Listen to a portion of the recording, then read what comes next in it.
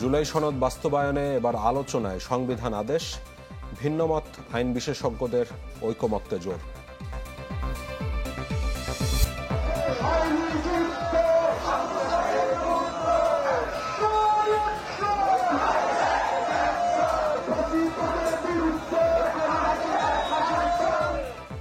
PR পদ্ধতিতে নির্বাচন দাবিতে 7 বিভাগীয় শহরে জামায়াতের বিক্ষোভ, ষড়যন্ত্রের অভিযোগ বিএনপির।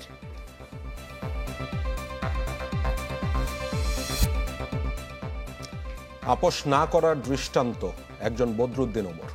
সমাজ বদলাতে যেতে হবে মানুষের কাছে, বললেন আলোচক।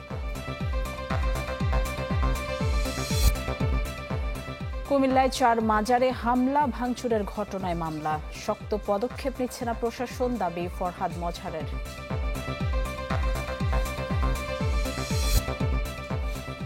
এবং অপরাধীদের অভয়ারণ্য থাইল্যান্ড মিয়ানমার সীমান্ত। অপহরণের পর অনলাইনে প্রতারণা কার্যক্রম চালাতে বাধ্য করা হয়।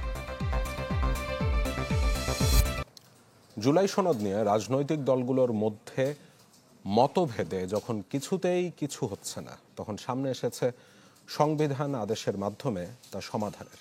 তবে আইনজ্ঞ ডক্টর স্বাধীন মালিক মনে করেন যে বর্তমান সংবিধান অনুযায়ী জুলাই সনদ বাস্তবায়নে আদেশ জারির কোনো সুযোগ নেই।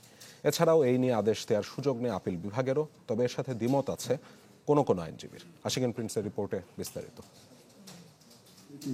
গণ অভ্যুত্থানের মুখে শেখ হাসিনা পালিয়ে যাওয়ার পর সর্বোচ্চ আদালতের মতামত নিয়ে ডক্টর ইউনূস এবং অন্যান্য উপদেষ্টাদের শপথ পড়ান রাষ্ট্রপতি। এরপর রাষ্ট্রের গুরুত্বপূর্ণ সংস্কারের লক্ষ্যে গঠন করা হয় জাতীয় ঐকমত্য কমিশন।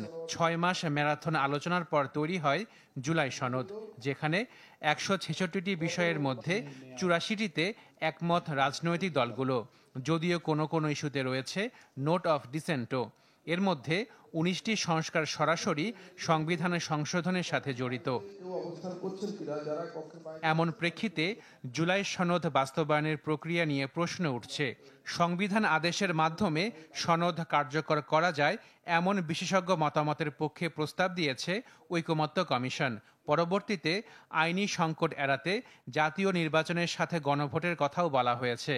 রাষ্ট্রপতির সাংবিধানিক আদেশ বলে এই নামে কোন জিনিস আমি কোন সংবিধানের বইতে দেখি নাই, যেটা কখনো দেখি নাই, শুনি নাই, ঘোরাক্ষরও চিন্তা করি নাই, কোনো বইয়ে কিছু সম্পর্কে লেখা নাই।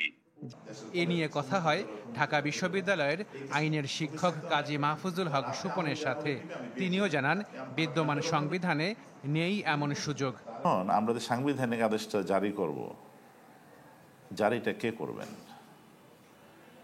যিনি জারি করবেন তার সাংবিধানিক বৈধতাটা কি? এই জারি করার যে আদেশের যে ক্ষমতার, এই ক্ষমতার বৈধতা কি? এটা কোত্থেকে পেলেন?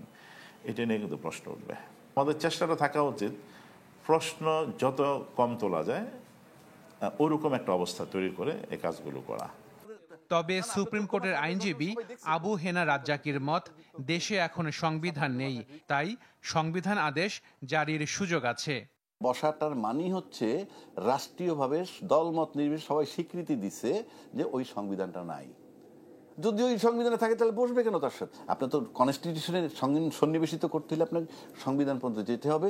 এবং সেক্ষেত্রে আমি যেহেতু বললাম ওই যে জুলাইয়ের মানে পালাতকের পর সংবিধান চলে গেছে, ইনফ্যাক্ট একটা সংবিধান লেখার প্রশ্ন এসে গেছে এখন, মানে বিষয়টা ওই রকম। এই জন্য আপনি একটা সাংবিধানিক কাঠামো এখনই তৈরি করতে হবে। তবে জুলাই সনদ বাস্তবায়নে সুপ্রিম কোর্টের মতামত নেবার যে কথা বলা হচ্ছে, সেখানেও বিষয়টি স্পষ্ট হবে না বলে মত বিশেষজ্ঞদের। কোর্ট তো কনস্টিটিউশনের হাত দিতে পারবে না, কোর্ট আইন বানাইতে পারে না, কোর্ট কনস্টিটিউশন লিখতে পারে না, কোর্ট সরকার গঠন করে দিতে পারে না। একটা হচ্ছে সংবিধানের ব্যাখ্যা, আর একটা হচ্ছে সাংবিধানিক আইন তৈরি করা। এখানে উচ্চ আদালতের অপিনিয়নটা কিন্তু অনেকটা সংবিধান তৈরি করার কাছাকাছি চলে যাচ্ছে, কিন্তু যে আমরা এটা করছি, এটা আপনারা কি মনে করছেন? তো সেটাকে হয়তো সরাসরি আমরা স্পষ্ট বলতে পারবো না, অস্পষ্টতা থাকবে ওই জায়গাটাতে। জুলাই সনদ বাস্তবায়নে দলগুলোর ঐকমত্যের কোনো বিকল্প নেই বলে মত বিশ্লেষকদের। Ashikin Prince, channel 24, Dhaka. দর্শক, হোটেল ইন্টারকন্টিনেন্টালের সংবাদ সম্মেলনে কথা বলছেন এনসিপির আহ্বায়ক নাহিদ ইসলাম। আমরা সরাসরি সেখানে চলে যাচ্ছি। যাতে সাংগঠনিকভাবে তারা প্রস্তুতি নেয়, যেহেতু আমরা আগামী নির্বাচন, গণপরিষদ এবং জাতীয় সংসদ নির্বাচন একত্রে চাচ্ছি। সেই যৌথ নির্বাচনের জন্য জাতীয় নাগরিক পার্টির সকল স্তরের নেতাকর্মীদেরকে সাংগঠনিকভাবে প্রস্তুতি নেবার নির্দেশনা দেওয়া রয়েছে।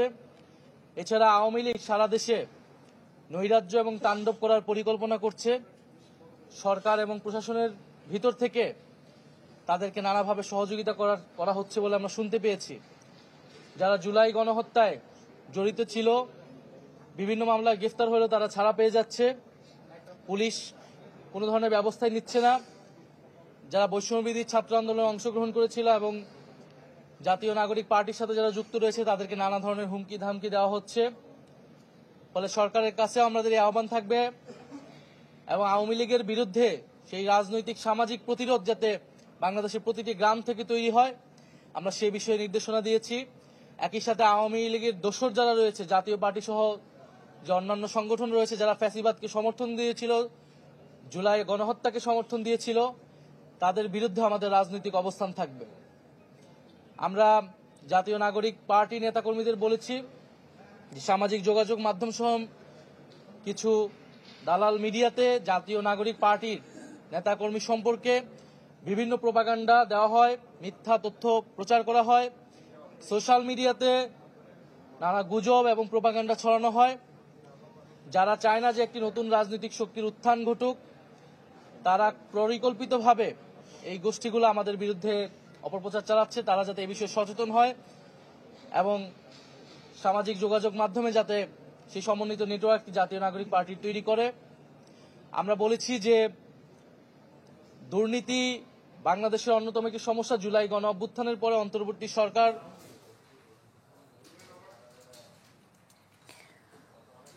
জুলাই সনদের আইনি ভিত্তি ছাড়া নির্বাচনের তারিখ ঘোষণা হলে রাজপথে জবাব দেয়া হবে বলে হুঁশিয়ারি দিয়েছেন জামায়াত নেতারা।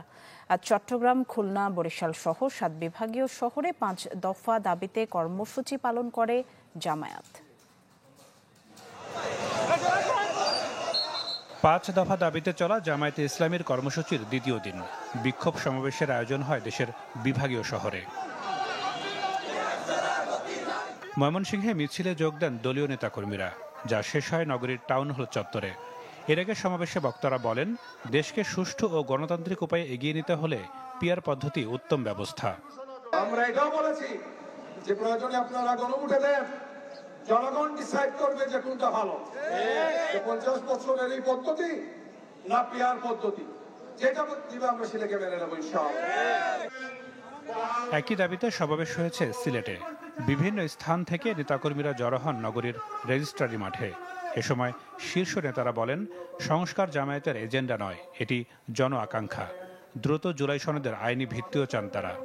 সরকারকে তার প্রতিশ্রুতি বাস্তবায়ন, জুলাই আকাঙ্ক্ষার বাস্তবায়ন, বাংলাদেশের জনগণের আকাঙ্ক্ষা বাস্তবায়নের জন্য অবিলম্বে জুলাই সনদের কার্যক্রম সমাপ্ত করতে হবে আর জুলাই সনদকে আইনি ভিত্তি দিতে হবে। বরিশাল ও চট্টগ্রামের সমাবেশ শেষে বের করা হয় বিক্ষোভ মিছিল। খুলনাতেও চলে একই কর্মসূচি। বিএনপিকে উদ্দেশ্য করে নেতারা বলেন, কথার ফুলঝুরিতে আর কাজ হবে না। কাম কুকাম ইতিমধ্যে করার কারণে অন্যদের ভোট কমেছে, জামাতের ভোট বেড়েছে। তাহলে আগামী দিনে যদি মানুষ 30% ভোট পাইলে 2/3 মেজরিটি পাওয়া যায়, আমরা তাহলে পিআরের কথা বলছি কেন? এটা তো পরিষ্কার। আগামী নির্বাচনে জামাত মোর দেন 36%, 38% ভোট পাবে এবং নিরঙ্কুশ সংখ্যাগরিষ্ঠতা পাবে ইনশাআল্লাহ। রংপুর টাউন হল থেকে মিছিল বের করে জেলা ও মহানগর জামায়াত। কয়েকটি সড়ক ঘুরে শেষ হয় কার্যালয়ের সামনে গিয়ে। এর আগে বিক্ষোভ সমাবেশে দলটির সেক্রেটারি হুঁশিয়ারি দেন, দাবির বাস্তবায়ন ছাড়া নির্বাচনের তারিখ ঘোষণা হলে তার জবাব দেয়া হবে রাজপথে। আপনারা আমাদের এই 5 দফা মেনে নিন, আমরা আলোচনার টেবিলে নিষ্পত্তি করতে রাজি আছি। আমরা নিরাশ নই, কিন্তু পক্ষপাতিত্ব করা কোন দলের আধিপত্যবাদী কোন শক্তির কাছে যদি মাথা নত করেন, অতীতের মতো বাংলার জনগণ ফয়সালা করবে। নাদিম হোসেন, চ্যানেল 24। জনগণ না চাইলেও পিআর চেয়ে স্বৈরাচার ফেরানোর পথ সুগম করা হচ্ছে বলে অভিযোগ করেছেন বিএনপির স্থায়ী কমিটির সদস্য ডাক্তার এজেডএম জাহিদ হোসেন। তিনি বলেন, পিআর পদ্ধতি চাপিয়ে দিতে চাওয়া অগণতান্ত্রিক মনোভাব।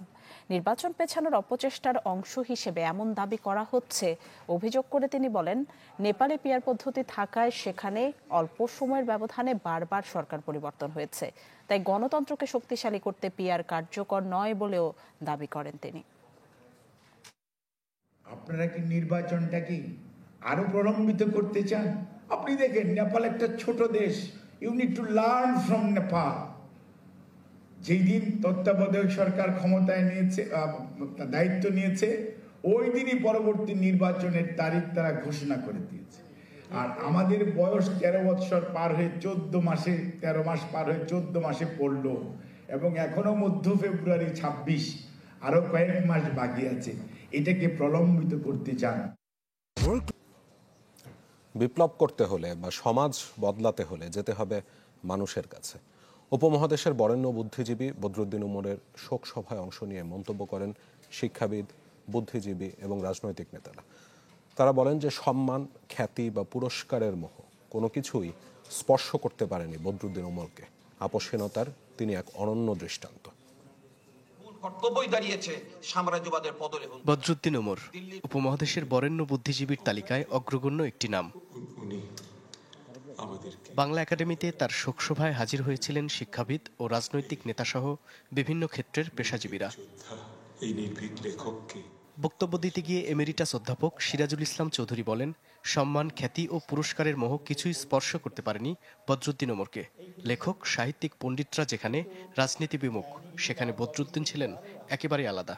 বদরুদ্দিন উমরের বৈশিষ্ট্য ছিল এইখানে যে সেই তার অর্জিত জ্ঞানকে তিনি ব্যক্তিগত সম্পত্তি হিসেবে ব্যবহার করেননি। তাকে তিনি ছড়িয়ে দিতে চেয়েছেন সমাজের মধ্যে, লেখার মধ্য দিয়ে, রাজনৈতিক আন্দোলনের মধ্য দিয়ে। রাজনীতিক ও তাত্ত্বিক বদরুদ্দিন উমরকে নিয়ে স্মৃতিচারণ করেন অর্থনীতিবিদ আনু মোহাম্মদ। ক্রমাগত সমসাময়িক বিষয়গুলো, দেশীয় আন্তর্জাতিক, পুরো সময়টাকে যদি বুঝতে হয় তাহলে বদরুদ্দিন উমরের কাছে যেতে হবে। তিনি বুদ্ধিভিত্তিক চর্চা করতে করতে একটা পর্যায়ে বিপ্লবী রাজনীতির মধ্যে প্রবেশ করেছেন। এটা তার বুদ্ধিবৃত্তিক যে বিকাশ, সেই বিকাশের মধ্যে দিয়ে বিপ্লবী রাজনীতির সাথে তার সাক্ষাৎ। জীবনের শেষ দিন পর্যন্ত কারো সাথে আপোষ না করা এই বুদ্ধিজীবীর প্রশংসা করে বিএনপি মহাসচিব মির্জা ফখরুল ইসলাম আলমগীর বলেন, বিপ্লব বা সমাজ বদলাতে হলে যেতে হবে মানুষের কাছে। বিপ্লব করতে চান, সমাজ বদলাতে চান, যারা সাধারণ মানুষের অবস্থার পরিবর্তন করতে চান, তাদেরকে অবশ্যই সেই সংগঠনকে শক্তিশালী করতে হবে, আরো মজবুত করতে হবে, এবং একেবারে বদরুদ্দিন উমর সাহেবের ভাষায় মানুষের কাছে চলে যেতে হবে। তাহলেই সেটা সম্ভব হবে। অনুষ্ঠানে বক্তারা বলেন, দেশের প্রত্যন্ত অঞ্চলে কৃষক সংগঠন গড়ে তুলতেও অগ্রণী ভূমিকা পালন করেন বদরুদ্দিন উমর। যে গ্রামাঞ্চলে কৃষক সংগঠন গড়ে তুলতে হবে, সবচেয়ে দুরূহ কাজ। মাহবুবুর রহমান, চ্যানেল 24, ঢাকা। সঠিক মাত্রায় আয়োডিনযুক্ত ও বিশুদ্ধ লবণ নিশ্চিত করছি 1.5 যুগ ধরে ভালোবাসার নিরে। এসিআই পিওর সল্ট মেধা বিকাশে সাহায্য করে। কুমিল্লার হোমনায় 4টি মাজারে হামলা, ভাঙচুর ও অগ্নিসংযোগের ঘটনায় অজ্ঞাত 22 জনকে আসামি করে মামলা হয়েছে। থমথমে অবস্থা ঘটনাস্থল আসাদপুরে। পুলিশ বলছে জড়িতদের ধরতে তদন্ত শুরু হয়েছে। এদিকে কুমিল্লা, রাজবাড়ী সহ দেশের বিভিন্ন স্থানে মাজারে হামলার প্রতিবাদে জাতীয় প্রেস ক্লাবের সামনে প্রতিবাদ সমাবেশ হয়েছে। মাজারে ধ্বংসস্তূপ থেকে উঠছে ধোঁয়া, চাপা আতঙ্ক মানুষের মাঝে, জোরদার নিরাপত্তা। এই পরিবেশ কুমিল্লার হোমনা উপজেলার আসাদপুর গ্রামে। স্থানীয় এক যুবকের ফেসবুকে বিতর্কিত স্ট্যাটাস নিয়ে তৈরি হয় উত্তেজনা। প্রতিবাদের মুখে ওই যুবককে আটক করে পুলিশ, কিন্তু তারপরও আসাদপুরের 4 মাজার ও যুবকের বাড়িতে হামলা চালায় বিক্ষুব্ধ জনতা। বড় ধরে উস্কানিমূলক আছে, কিন্তু যে করছে তার বিচার হোক। কিন্তু এই কালুসার মাজারও ভাঙচুর করছে, 4টা 5টা, একটা চিতপুরও করা হয়েছে, সেখানেও আগুন দেওয়া হয়েছে। আগুন লাগানো, ভাঙচুর করা, জ্বালাময়, এইগুলা যেন বন্ধ করে। গত যে ঘটনা ঘটছে এটা আমরা নিন্দা জানাই। এগুলি ভাঙচুরের পক্ষে আমরা না। ঘটনাস্থল পরিদর্শন করেছে পুলিশের ঊর্ধ্বতন কর্মকর্তারা। জানান, পুলিশ বাদী হয়ে মামলা করেছে, খোঁজ চলছে উস্কানিদাতাদের। প্রায় 4টা স্পটে ঘটনা ঘটছে আমরা প্রাথমিকভাবে জানতে পারছি। ওভাবে সুনির্দিষ্ট আসলে কতজন জড়িত ছিল এখনো ওটা বোঝা যায় না, তাই আমরা অজ্ঞাতনামা আসামিদের বিরুদ্ধেই মামলাটা রেকর্ড করছি। ওটা তদন্তকালে জানা যাবে যে আসলে প্রকৃতপক্ষে এই 4টা স্পটে ঠিক কতজন এই ভাঙচুর বা হামলা অনুসন্ধানে যুক্ত ছিলেন বা জড়িত ছিলেন। দেশে অব্যাহতভাবে মাজার ও দরবারে আক্রমণের ঘটনার প্রতিবাদে জাতীয় প্রেস ক্লাবের সামনে হয় মানববন্ধন। এতে চিন্তক ফরহাদ মজহার সহ অনেকে অংশ নেন। ক্রমাগত মাজার ভাঙা হচ্ছে, মাজারে আগুন দেওয়া হচ্ছে, লাশ তুলে এসে পুড়িয়ে দেওয়া হচ্ছে। ইসলামকে ধর্ম হিসেবে আন্তর্জাতিকভাবে হেয় করা যে ইহুদিবাদী এবং হিন্দুত্ববাদী যে প্রকল্প, সেই প্রকল্প বাস্তবায়নের ক্ষেত্রে এই সরকারের নীরব সায় আছে। মানববন্ধন থেকে ঘোষণা দেওয়া হয় আগামী 3 অক্টোবর কেন্দ্রীয় শহীদ মিনারে মাজার খানকার সদস্যদের নিয়ে সমাবেশের। তানিম রহমান, চ্যানেল 24। আবার আমন্ত্রণ সন্ধ্যা 7টার খবরে। আপনারা দেখছেন চ্যানেল 24। পর অবৈধ অস্ত্র বিক্রি শুরু করেন বুয়েট শিক্ষার্থী সনি হত্যা মামলার আসামি মুশফিক উদ্দিন টগর। সীমান্ত এলাকা থেকে এসব অস্ত্র সংগ্রহের পর মুখোশ পরে বিক্রি করতেন সেগুলো। বিদেশি পিস্তল এবং গুলিসহ টগরকে গ্রেফতারের পর সংবাদ সম্মেলনে এই তথ্য জানায় র্যাব। 2002 সালের 8 জুন দরপত্র নিয়ে বুয়েট ক্যাম্পাসে ছাত্রদলের তৎকালীন সভাপতি মোকাম্মেল হায়াত খান ও ঢাকা বিশ্ববিদ্যালয়ের সলিমুল্লাহ মুসলিম হলের ছাত্রদল নেতা মুশফিক উদ্দিন টগর গ্রুপের সংঘর্ষ শুরু হয়। এই সময় ক্লাস শেষে হলে ফেরার সময় সংঘর্ষের মাঝখানে পড়ে গুলিবিদ্ধ হয়ে নিহত হন বুয়েট কেমিক্যাল প্রকৌশল বিভাগের শিক্ষার্থী সাবিকুন নাহার সনি। হত্যা মামলায় 2002 সালে গ্রেপ্তার হন মুশফিক উদ্দিন টগর। সাজা শেষে 2020 সালে মুক্তি পেয়ে আবার অপরাধে জড়িয়ে পড়েন তিনি। বৃহস্পতিবার রাজধানীর আজিমপুর থেকে র্যাব গ্রেফতার করে টগরকে।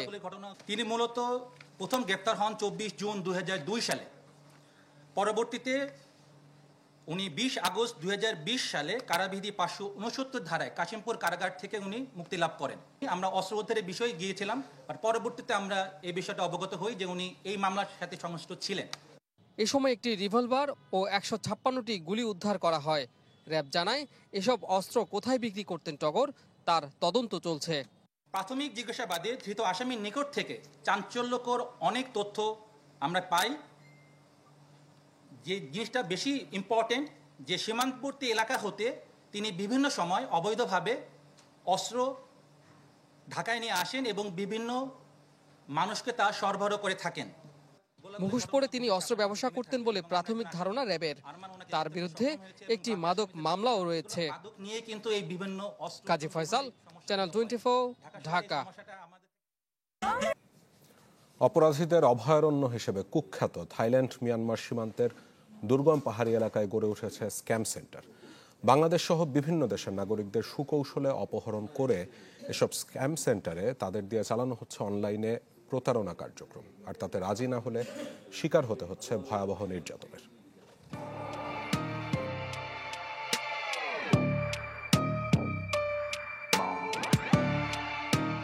আইটি কোম্পানিতে উচ্চ বেতনে চাকরির প্রলোভন। দুবাই থেকে ব্যাংকক উড়ে যান বাংলাদেশি তরুণ জুনায়েদ হোসেন আরিয়ান। প্রতারক চক্রের ফাঁদে পড়ে ঠাঁই হয় মিয়ানমারের স্ক্যাম সেন্টারে, যেখানে আরিয়ান সহ বন্দীদের মানবেতর জীবনের লোমহর্ষক বর্ণনা উঠে এসেছে বার্তা সংস্থা রয়টার্সের প্রতিবেদনে। রয়টার্সকে আরিয়ান জানান, দিনে প্রায় 17 ঘন্টা কাজ করতে হতো তাদের। বেশিরভাগ সময় রাতের বেলা, পশ্চিমা বিশ্বে যখন দিনের আলো। বন্দীদেরকে আয়ের টার্গেট দেয়া হতো, ব্যর্থ হলে চলত বৈদ্যুতিক শক সহ অবর্ণনীয় নির্যাতন।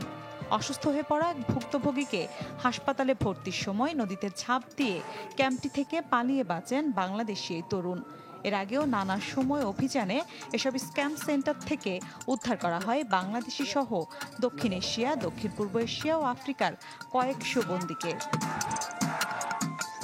ভুক্তভোগীদের বর্ণনা অনুযায়ী অপরাধ চক্রের সাথে থাইল্যান্ডে বিমানবন্দরের কর্মকর্তাদের যোগসাজশ রয়েছে, যদিও এ নিয়ে কোনো অভিযোগ প্রমাণিত হয়নি বলে দাবি থাইল্যান্ডের পররাষ্ট্র মন্ত্রণালয়ের।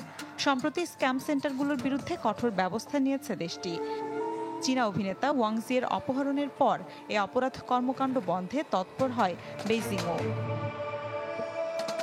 জাতিসংঘের তথ্য মতে দীর্ঘদিন ধরে দক্ষিণ পূর্ব এশিয়ায় কিছু অপরাধ চক্র হাজার হাজার মানুষকে পাচার করে স্ক্যাম সেন্টারে নিয়ে যাচ্ছে।